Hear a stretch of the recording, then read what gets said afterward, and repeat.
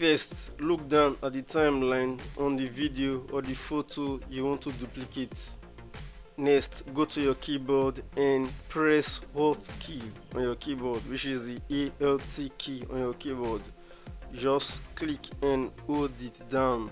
While still holding it down, move your mouse on the clip and drag upward. As you can see, click and hold your Alt key down. Then use your mouse to click the clip and move it to anywhere you want. In that way, you have successfully duplicated the clip. I hope that makes sense. Alright, so let me show you a second way to duplicate clip in Capcut. Just click on the clip you want to duplicate, right click, go to copy, move this playhead to anywhere you want, then come to empty space like this, right click, then paste. You have successfully duplicated the clip. Now you can move it anywhere you want.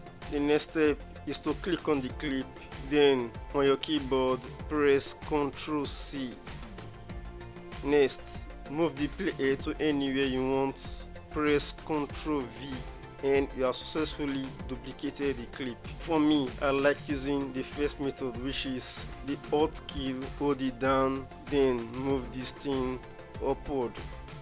Hold down, then use your mouse to move the clip upward to any position.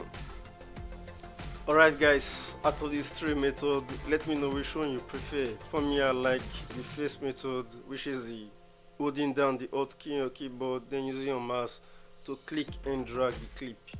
So if you found this video useful, don't forget to give it a like and subscribe for more videos just like this one, and I will see you in my next video.